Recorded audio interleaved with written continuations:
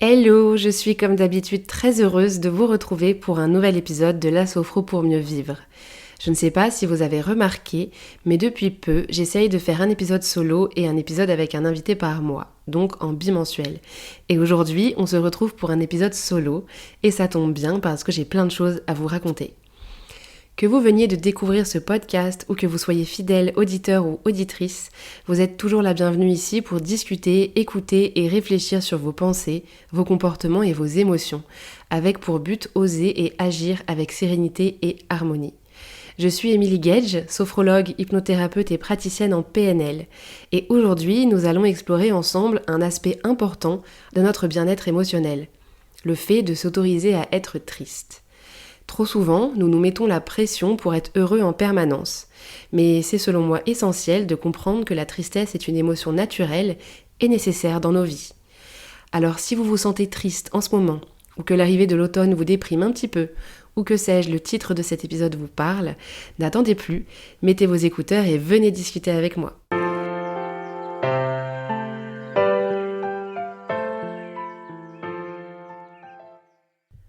Depuis quelques temps, j'ai l'impression que cette période est un peu morose pour tout le monde. Est-ce que c'est votre cas ?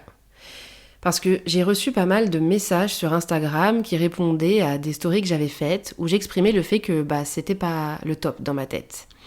Donc je m'interroge si vous aussi, vous avez passé un peu des moments un petit peu down niveau émotionnel. De mon côté, je suis plutôt de nature assez optimiste. J'ai plutôt de la facilité à réussir à voir le verre à moitié plein plutôt que vide. Et depuis la rentrée, je me retrouve à le voir plus vite que plein. Sans parler de la tristesse liée au deuil, j'avais vraiment l'impression que j'étais triste de façon spontanée avant. C'est-à-dire à un moment précis, face à une situation comme, on me fait une remarque qui me touche, ou j'ai raté un examen, je suis en conflit, quelque chose de vraiment spontané lié à une situation précise. Et puis depuis la rentrée, j'ai vraiment l'impression de découvrir une autre forme de tristesse, celle qui est devenue un état constant dans mes journées. C'est-à-dire, j'avais plutôt l'impression d'être triste sans vraiment savoir pourquoi, sans qu'il y ait une situation précise et particulière. Et je sais pas pour vous, mais moi, pour ma part, c'est assez nouveau en fait de ressentir ça. Et surtout de voir une émotion s'installer progressivement. Pendant environ 2 mois, cette émotion, elle s'est installée petit à petit en moi, à tel point que il m'a fallu 2 mois pour m'en rendre compte. Enfin, je vais plutôt dire, là je suis en train d'y réfléchir, que il m'a fallu surtout 2 mois pour me sentir prête à m'en rendre compte. Si j'étais pas prête avant, c'est sûrement parce que j'avais besoin aussi de ressentir ça. Et c'est le sujet de l'épisode d'aujourd'hui, c'est ce dont j'ai envie de vous parler. Parce qu'une fois que j'en ai pris conscience, j'ai commencé à me questionner. Et il m'a fallu ce laps de temps pour me questionner sur pourquoi j'étais triste et surtout quel était l'intérêt de ressentir la tristesse à ce moment-là. Alors, au bout de ces 2 mois, une question est venue à moi et c'est pour ça que j'ai eu envie de faire cet épisode de podcast. Déjà parce que c'est un peu une safe place aussi ici, je vous l'avais déjà exprimé et je pense que c'est aussi important de parler sans tabou de ce qu'on vit dans la vie de tous les jours. Alors voilà, la question que je me suis posée, c'est pourquoi est-il essentiel de reconnaître la tristesse lorsque nous la ressentons ? C'est vraiment une question qui m'est venue quand je me suis autorisée à me questionner sur mon état émotionnel et mental. Parce que oui, cette émotion, donc la tristesse, on la vit tous à un moment ou à un autre dans notre vie. Elle peut être déclenchée de plein de façons différentes. Par la perte d'un être cher, par la fin d'une relation, par des déceptions, des revers professionnels ou simplement par des jours plus difficiles que d'autres. Et ça, on les connaît tous. Et parfois, lorsque des situations de vie difficiles s'accumulent, j'ai un peu l'impression que c'est la goutte d'eau qui peut déborder du vase. Et la tristesse, elle s'installe plus longtemps dans nos vies, simplement à cause de situations de vie qui s'accumulent et qui forment un gros poids lourd sur nos épaules. Ce qui fait que, à un moment, le vase y déborde. Alors, on continue de se lever difficilement le matin parce que le vase a débordé. Et un jour, on peut plus en fait. On peut plus respirer, on a la tête sous l'eau. Parce qu'on porte trop sur nos épaules, à tel point que notre corps nous envoie des signaux, il commence à nous parler pour nous alerter. On tombe malade, on développe des douleurs physiques ou des pensées nouvelles intrusives. Est-ce que ça vous parle ? C'est vraiment le processus que moi j'ai vécu ces 2 derniers mois. Et lors de mes accompagnements au cabinet ou à distance, j'ai vraiment réfléchi à ça. Je me suis dit, mince, le cordonnier, c'est vraiment le moins bien chaussé. Parce que j'aide les personnes à accueillir leurs émotions pour s'en libérer ensuite. Que cela soit avec la sophro, l'hypnose ou la PNL, c'est des méthodes qui sont différentes mais qui ont un lien qui les unit, celle de la compréhension des émotions. Du coup, je me suis interrogée, je me suis dit, mince, c'est mon métier et j'arrive pas à écouter mes émotions. En tout cas, là, c'était la tristesse. J'arrive pas à écouter ma tristesse. J'arrive pas à faire ce que je fais avec les gens, en fait. Donc ça m'a amené un questionnement. Et puis ensuite, j'ai fait le rapprochement avec mon dernier épisode solo sur la libération émotionnelle. Je vous le mettrai en lien si vous voulez l'écouter. Où je veux parler du fait que nous sommes tous émotions et que ce sont nos émotions qui guident nos actions et nos comportements. Ce qui est vrai. Et j'insiste vraiment sur le fait qu'il y a de nombreux bienfaits à écouter et à s'autoriser de ressentir une émotion. Et le plus important reste, selon moi, le fait de développer une conscience de soi. On se rend légitime à ressentir quelque chose et on se valorise. L'image que l'on a de soi, intrinsèquement, elle grandit et on commence alors, avec le temps, à se regarder autrement, avec douceur, amour et compassion. Et là où je suis en train de vous dire ça, c'est que ça ne veut pas dire que je ne me suis pas regardée avec amour, douceur et compassion. C'est qu'à cet instant-là, même si c'était mon métier, j'arrivais pas. Et c'est ok. C'est ok. J'insiste parce que vu qu'on parle d'émotions plutôt désagréables, vous savez que moi j'aime pas dire émotions négatives, parce que vous allez le voir, elles ont tout un sens à être ressenties et vécues. Il y a vraiment ce truc où je me suis dit, j'ai pas réussi, mais j'ai pas vécu ça comme un échec. J'ai vu ça comme un changement. Et c'est ce dont on va continuer à parler aujourd'hui. Cette douceur et cet amour dont je vous parle, on l'a tous en nous-mêmes, et c'est ça qui nous pousse à évoluer et à nous réaliser. Alors, pour autoriser une émotion, pour s'autoriser même une émotion, c'est-à-dire la ressentir, l'écouter, il faut d'abord être en capacité de s'apporter de la douceur, de la bienveillance, pour ouvrir la porte à une réalisation, quelle qu'elle soit. Alors, ça m'amène à quelque chose que j'ai envie de vous raconter. Peut-être que vous l'avez vu sur Instagram. Il y a quelques semaines, je devais me rendre à Paris pour suivre une formation. Elle a malheureusement été annulée, mais après réflexion, je me dis heureusement finalement.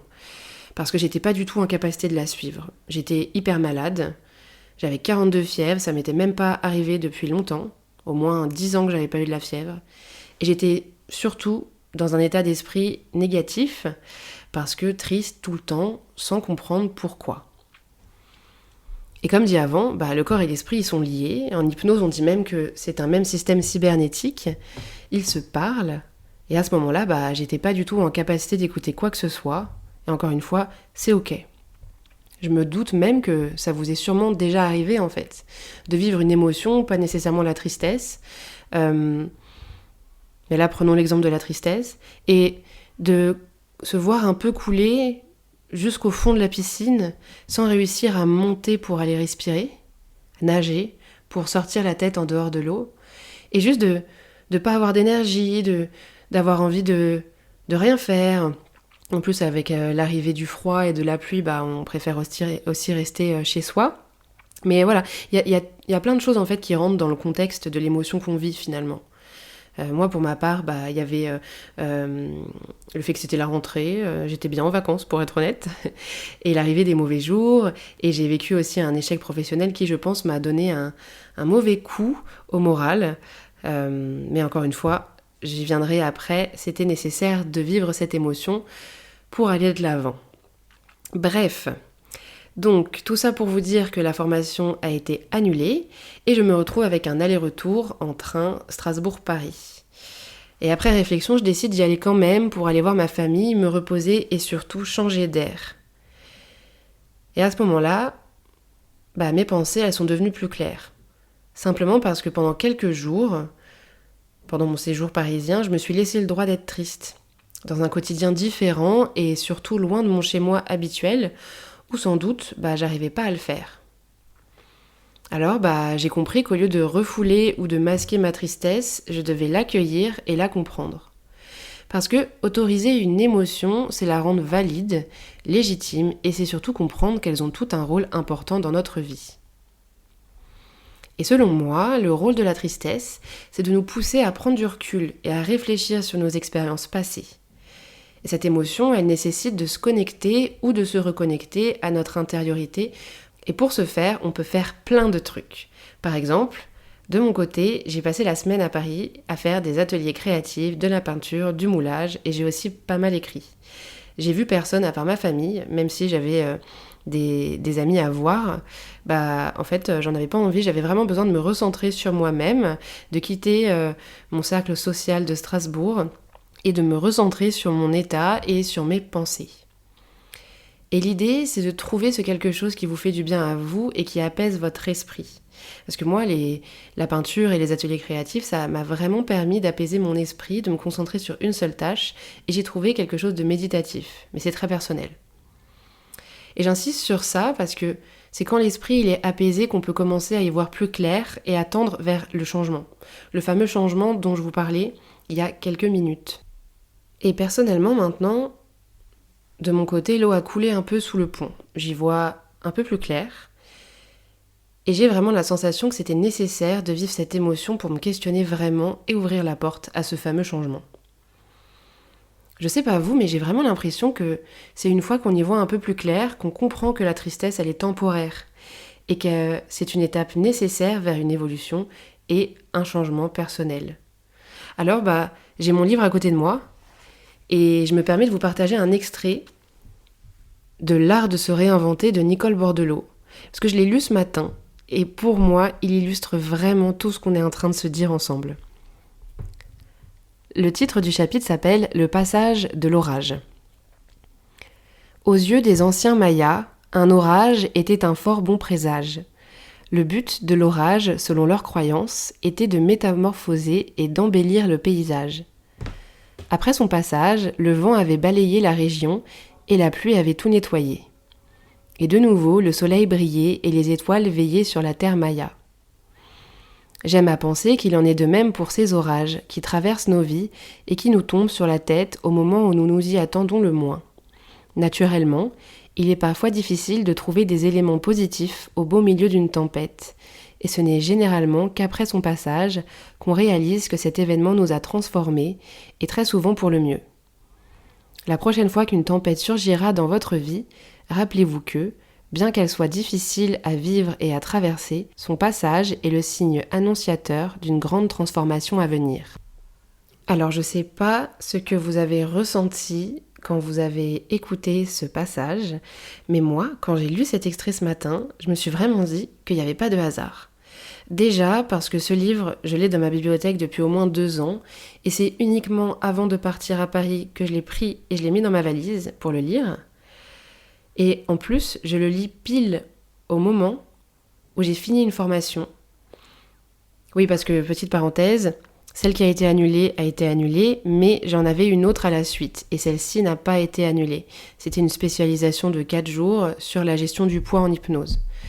Et donc je finis cette formation qui me bouscule, parce qu'à chaque fois que je fais une formation, elle me bouscule. Et je lis ça ce matin, parce que la formation s'est terminée hier. Et je lis ça. Et je me dis, mais il n'y a pas de hasard. Je commence à y voir plus clair et je lis exactement un passage qui stipule ce que je viens de vous exprimer. Et que quand on est dans l'orage, on n'arrive pas à prendre conscience de ce qu'on vit, de l'état dans lequel on est. Et c'est une fois qu'on commence justement à sortir la tête de l'eau, si on était en train de couler, qu'on voit une lumière, on pourrait dire par exemple la lumière du soleil si on est en train de nager dans la mer, ou dans la piscine on voit le plafond avec les spots de lumière. Quoi qu'il en soit, c'est uniquement quand on remonte, sans vraiment savoir comment on a fait pour remonter un petit peu, que nos perspectives et nos représentations, elles changent. Et c'est ça que j'avais envie de vous partager aujourd'hui. Je me dis que, en réfléchissant, maintenant je me sens mieux. J'ai pas mal de réflexions et de questionnements qui arrivent en moi et qui sont plutôt positifs et qui, je le sais, vont m'amener à un changement. Et maintenant, je me dis que cet épisode, il était nécessaire à vivre et que derrière de gros orages vient toujours le soleil. Ça rappelle du coup que la tristesse est temporaire, comme ce que je vous disais tout à l'heure, et que elle est porteur de sens, finalement. Avant de conclure cet épisode, je vous invite à faire un petit exercice pratique avec moi.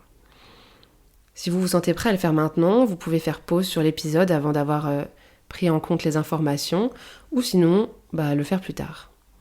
L'idée, c'est de prendre un moment pour vous asseoir dans un endroit calme, de fermer les yeux et de respirer profondément. Et puis ensuite, de laisser votre esprit se concentrer sur les moments de tristesse que vous avez vécus récemment. Autorisez-vous à ressentir ces émotions. Pensez à ce que vous avez appris de ces moments de tristesse. Comment ils vous ont façonné et comment vous pouvez utiliser ces expériences pour votre propre croissance. Vous pouvez, si vous le voulez, le noter après avoir fait tout ça dans votre tête ou garder simplement ces informations en vous. Tout est ok, je vous le rappelle. Donc pour conclure cet épisode, j'ai vraiment envie que vous compreniez que c'est hyper important de s'autoriser à être triste, parce que c'est un acte de compassion envers soi-même. C'est un pas essentiel vers un développement personnel plus profond et une meilleure compréhension de qui on est. Alors, en acceptant la tristesse comme une partie normale de la vie, de notre vie, on peut mieux équilibrer nos émotions et être plus en phase avec nous-mêmes, notre intériorité. Et je vous encourage à pratiquer cette acceptation de la tristesse et à l'intégrer dans votre parcours de développement personnel, de croissance. Alors, si vous écoutez ce podcast et que vous vous sentez triste en ce moment, repensez à ce que Nicole Bordelot a dit dans le livre L'art de se réinventer et à cet orage qui finit toujours par passer. N'oubliez pas que c'est en honorant toutes vos émotions que vous pouvez évoluer et ouvrir la porte à de nouvelles habitudes, de nouveaux comportements, de nouveaux changements. Acceptez de vivre cette étape-là parce qu'elle va vous permettre d'y voir beaucoup plus clair ensuite, là où vous voulez aller. Je vous remercie beaucoup de m'avoir écouté. J'espère que cet épisode vous a apporté de la lumière dans vos vies si vous en ressentez le besoin. Prenez les informations qui vous parlent, expérimentez, autorisez-vous à vivre et ressentir. Et n'oubliez pas que derrière l'orage, il y a le soleil. N'hésitez pas à mettre 5 étoiles sur Apple Podcast ou Spotify pour soutenir le podcast ou à le partager à quelqu'un qui en aurait besoin. Et je vous dis à dans 2 semaines et jusque-là, prenez soin de vous.